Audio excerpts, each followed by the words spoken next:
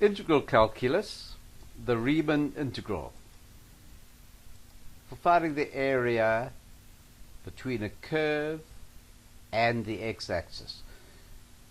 Going to be a bit of an introduction before we get on to the actual Riemann integral, doing a bit of work with the left and right sums. So here we are, we need to approximate the area under the curve f of x equals 2 to the x from x equals 0 to 3. So we can estimate by forming rectangles. We'll form 3 rectangles touching on the left, and this will be called the left sum. The width of the rectangles will be 1 because it's 3 rectangles from 0 to 3, and the height will be f of 0, f of 1, and f of 2, which means 2 to the 0, 2 to the 1, and 2 to the 2. So the area is a plus b plus c. Width times height, width times height, width times height. F of 0, f of 1, f of 2 are the heights, giving us an area of 7.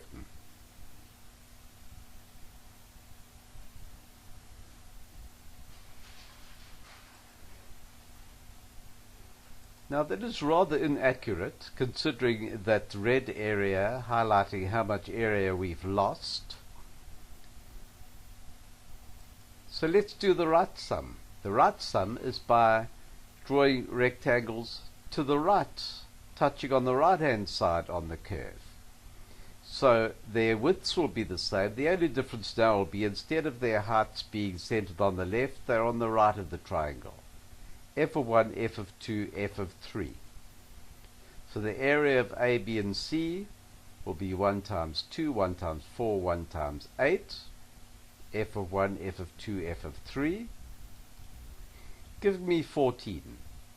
So what we do know now is that the area, while that's rather inaccurate once again, we've gained those red sections, at least we have a range in which the area exists. We know they must be from 7 to 14. The actual area is 10.1. So we can have 6 rectangles instead of 3. So now our width will change to a half, and we'll be substituting more often. We'll substitute 0, half, 1, 1.5, etc. So the left sum, there we go, half times f of 0 plus half times f of a half, etc. all the way along, and it gives us 8,45. The right sums, all we really do with the right sums is shift up one. Instead of using that one to there, we'll go from there to there.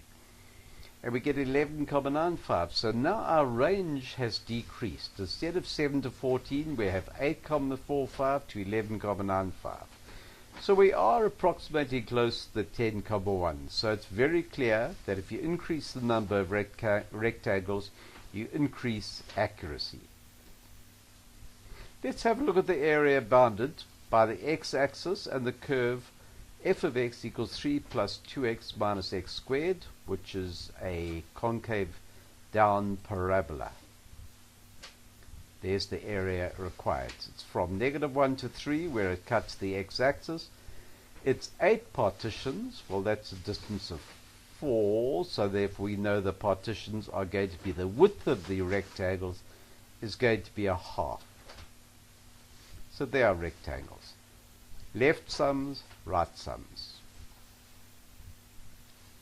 If we find the left sums, we get 10,5. Notice I've put half outside with a bracket as a common factor. And then we'll do the right sums there. And notice we've ended up with exactly the same answer. Probably because of the symmetry of the graph, in fact. That red is exactly equal to that red.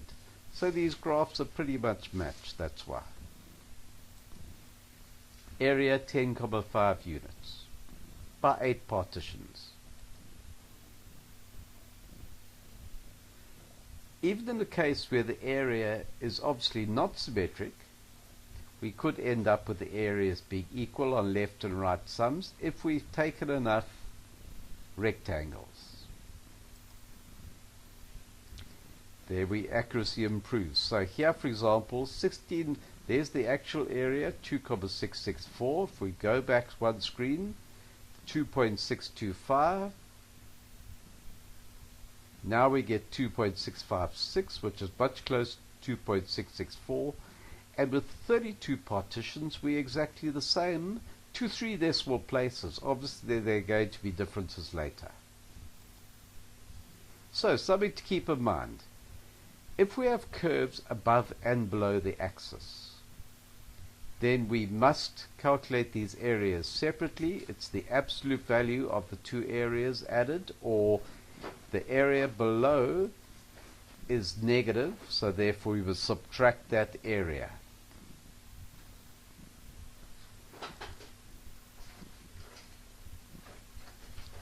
So, here are some examples. Might be worthwhile for you to try them yourself, to pause and try them yourself. F of x equals x squared plus 2, negative 5 to 3, which is a distance of 8, and the partitions are by 1.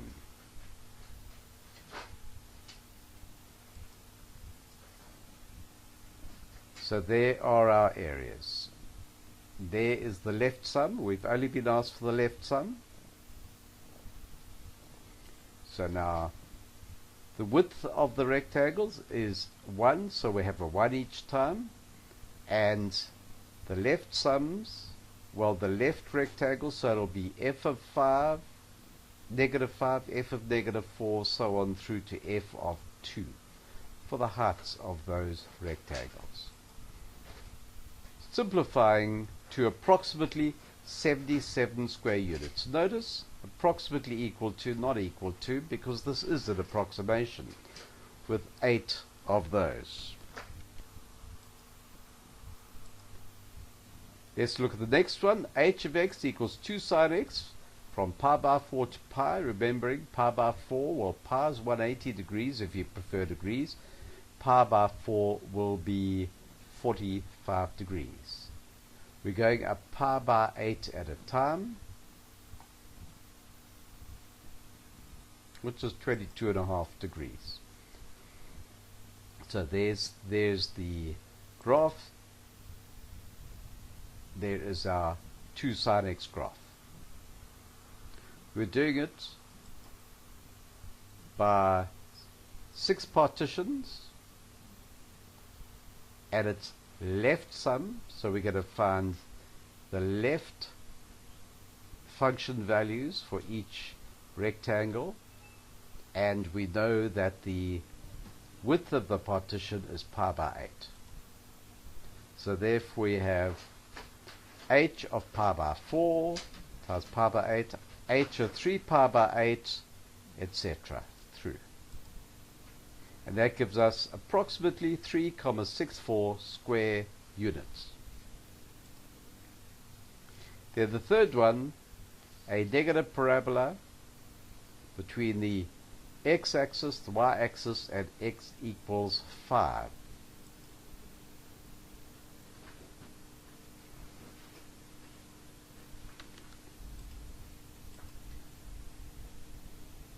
Now in this case we have above and below the axes, so we have a negative area and a positive area. So we need to calculate them separately. Well, if you look what I've done, I've put them together, but I've said negative 0,5 times, and I've added the left heights of these left sums plus 0,5 times, and I've done all the positive ones. That negative there counteracts the negative that is contained within this area.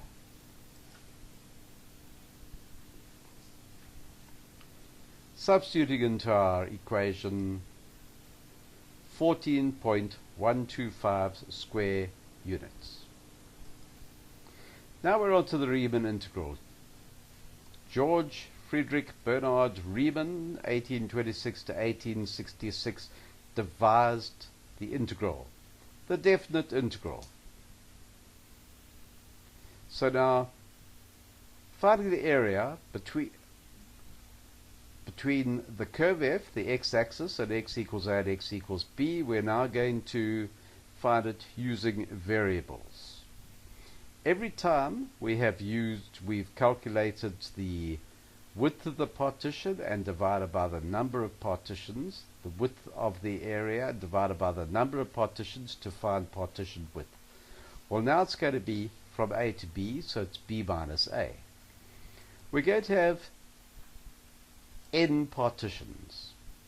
So therefore the partition width is going to be b minus a over n. The distance from a to b divided by the number of partitions.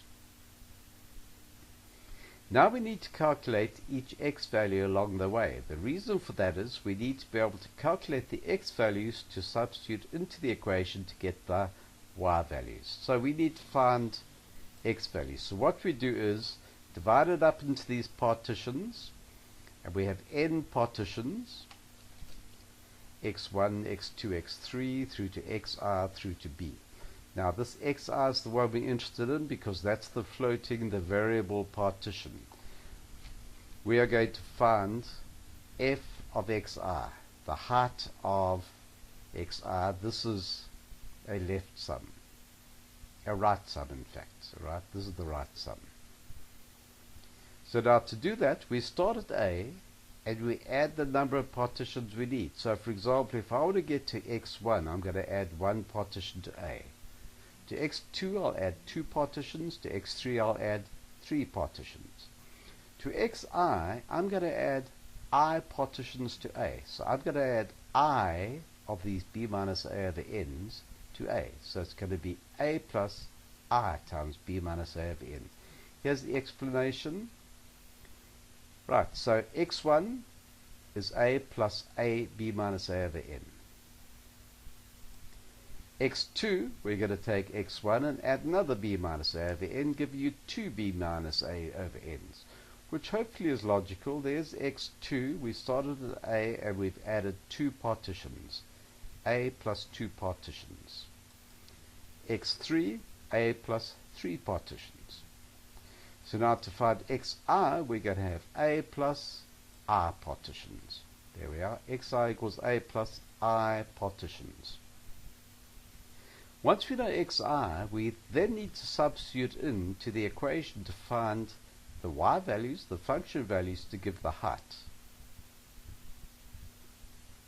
So therefore the height is f of, if y equals f of x, the height is f of a plus I times b minus a over n. Now the important things in these is the partition width, the width of the rectangle, and the function value there, because that is the width and the height of the rectangles. Now we're going to add them together. They're all going to be multiplied by b minus a over n, so I can have a common factor, and to add them all together I'll use sigma notation. So the Riemann sum, area equals b minus a over n times, and this green part says sum the heights of all the partitions. So it's the sum of all the f of xi's. The sum of all the f of xi's. From I equals 1 up to the first partition up to the nth partition. So it's I equals 1 to n f of xi. Let's use it for a calculation here. Here is a graph. It's an inverted parabola, and we have to find the left and right. We have to use left and right bounds to find from there to there with 8 partitions. Now that's what we had to do before. Now we're going to use the Riemann integral to do it. So there's the formula. B minus a sigma I equals 1 to n f of xi. I'll explain that again. B minus a over n is the width of the rectangle. F of xi is the height of rectangle I, so therefore sigma I equals 1 to n is the sum of all the heights. And x is equal to a plus b I times b minus a over n. X, you start at a and add on however many partitions you need to get the value of xi. Well, therefore it's equal to 31 over 8, 3 plus 1 over 8, because it's 3, subtract negative 1, and it says 8 partitions.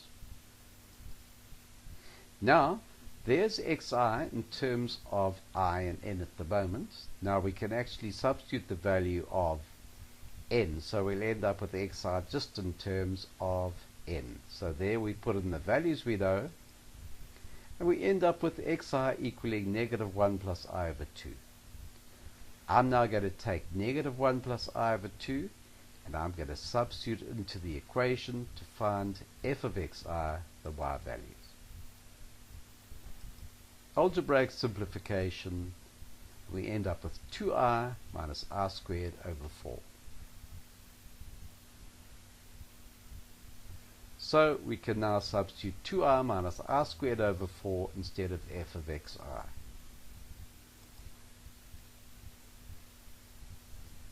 Now it's a case of substituting into the sigma notation. I equals half times bracket, substitute I equals 1, plus substitute I equals 2, plus substitute I equals 3, etc. I've separated out the sigma notations to make it a bit easier, but there it is there. Because sigma I equals 1 to 8 of I is 1 plus 2 plus 3 plus 4 up to 8, minus, so these are all negative, I equals 1 to 8, I squared over 8, so they're all negative, 1 squared over 8, 2 squared over 8, 3 squared over 8, up till 8 squared over 8. And it simplifies to 10,5, as we got before with the left and right bounds. Now we're going to use the Riemann sum to find the definite integral. We need to find the area bounded by the x-axis, the curve, y equals x squared plus 1, and x equals 1 to x equals 6. Now, to be able to do that, if we're going to find the exact area, we need as many partitions as possible, and in fact, we need an infinite number of partitions. Because if we have a finite number of partitions, then we're always going to get an approximation. But we can't substitute infinity, but what we can find is the limit as n tends to infinity. The limit as the number of partitions tends to infinity. So here we are. In order to find the exact area, the width of the rectangles must be reduced to the extent that the number of rectangles approaches infinity. N tends to infinity. So we are now going to use that formula. There's the Riemann sum formula, and we're going to find the limit as n tends to infinity of this formula.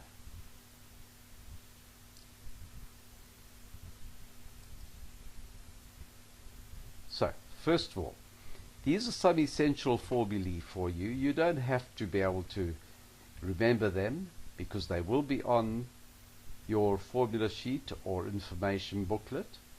They can easily be proven. You'd be able to prove them using mathematical induction, so that's not a problem at all. They're not a magic formula, but those will be supplied for you.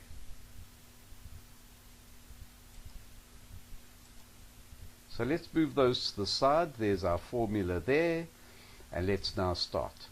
Now to do that, we need to determine what b minus a over n is. Then we need to determine what xi is, and then substitute and find f of xi. So rectangle width, what b minus a over n is. Then we're going to find xi in terms of that, I and n, and then we're going to find f of xi in terms of I and n. Right, so rectangle width, we know a and b, but n we don't know, it's a variable. So we'll say 6 minus 1 over n, so we get 5 over n. Now we know that xi is a plus I times the partition width, b minus a over n, a plus I times b minus a over n. So I'm going to substitute the value of 1 for a plus I times, and we know the width is 5 over n, and we simplify. Now I'm going to take that x value and substitute it into the equation. and simplify as far as I can algebraically. So now we go back to the formula. We're going to write area equals the limit as n tends to infinity. Instead of writing b minus a over n, we can now write 5 over n. Instead of writing f of xi, we can write 2 plus 10i over n plus 25i squared over n squared in brackets. Like that. Now the easiest thing to do at this stage is to distribute the sigma notation, which we're allowed to do. Now the only thing that is variable really in terms of these sigma notations is the i's. So I'm going to take everything not containing I out of the sigma notation to outside there and leave just the i's inside, and we'll get it down to the bare bones of these formulae. So the 2's come out, leaving the 1. Notice the red equals the red now. This one here, the second one, 10 over n has come out, leaving you just the I, and there we now have the formula for I. The 25 over n squared will come out, leaving just the sigma I squared, and there we have I squared. So now we can substitute those values in from these formulae. There we are. For example, sigma I equals 1 to n of 1 is n. So instead of that sigma, I have an n. This one is equal to n squared over 2 plus n over 2, so there it is instead, and so on. Let's multiply out and simplify. Now at this stage we're going to use the fact that the limit as n tends to infinity of anything over n, or n squared, or any power of n, is 0. So therefore 25 over n is going to 0, 125 over 2n is going to 0, and 125 of 6n squared is going to 0. So the next line here I'm going to leave off the limit as n tends to infinity, because I'm now going to substitute in and get my zeros. And there is our area. We simplify that to 76.6 recurring, 76 2/3, and that is the area of that. That's the area of that region.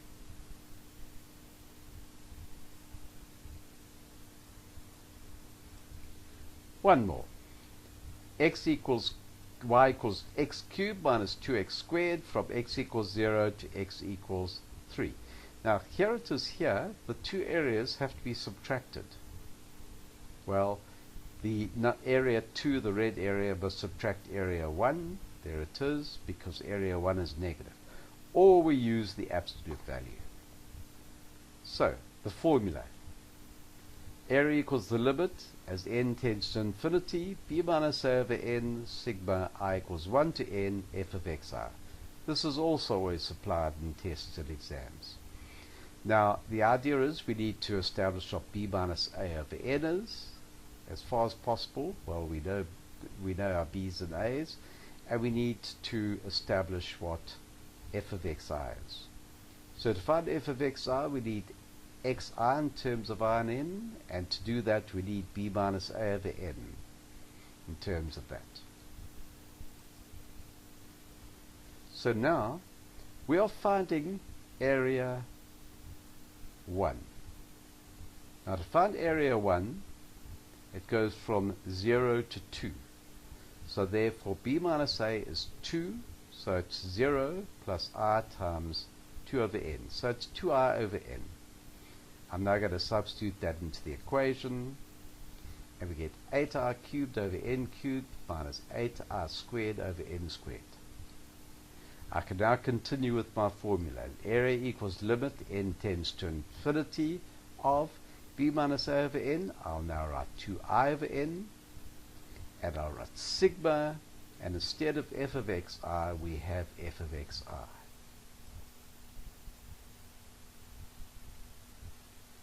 Distribute the sigma notation. Now remember, we need to get it down to these formulae. So from here I'm going to leave the I cubed behind, but take out 88 over n cubed. Here I want to leave the r squared behind, so I'll take out 8 over n squared. There we are. 2 over n times 8 over n cubed gives you your 16 over n to the 4, and 2 over n times 8 over n squared gives you your 16 over n cubed. Sigma I equals 1 to n of r cubed is given in these formula. Sigma I equals 1 to n of r squared is also given in the formulae. So we can substitute in. Multiply out the brackets. Now we find the limit. We know that anything with n in the denominator is going to 0. Notice no longer a limit because we substituted in. And we calculate that, and there is our area. Notice it's negative. Now we finished with that. Now we need to go to area 2. And that's the area from 2 to 3. Same process now. B minus A over n is going to end up being 1 over n. So, and we're starting, A is now 2, so it's 2 plus I times B minus A over n, so it's 2 plus I times 1 over n. We end up with 2 plus 1 over n, I over n. Now this is a bit worse because now we need to substitute xi in to find f of xi for our formula. Bit of a multiplication thing there, but it doesn't simplify too badly. 4i over n plus 4i squared over n squared plus r cubed over n cubed. We're going to take f of xi and put it in place of f of xi in the formula. We're going to take 1 over n and put it in place of b minus a over n in the formula. There we have it. Next step, we distribute the sigma notation. 3 terms, so there are 3 sigmas. We want these formulae, so we're going to take out the 4 over n. We're going to take out the 4 over n squared, leaving r squared, and we're going to take out the 1 over n cubed, leaving the r cubed. And now we have our color-coded formulae again. So we can take these values, substitute for the sigmas. Multiplying out the brackets, and we're at this stage that we can find our limit as n tends to infinity because all the n and denominator terms go to 0. And there we have area number 2. So we have area number 1, area number 2. So now our full area is going to be area 2, subtract area 1 because area 1 is negative. And we end up with 2.25, and that is our final area.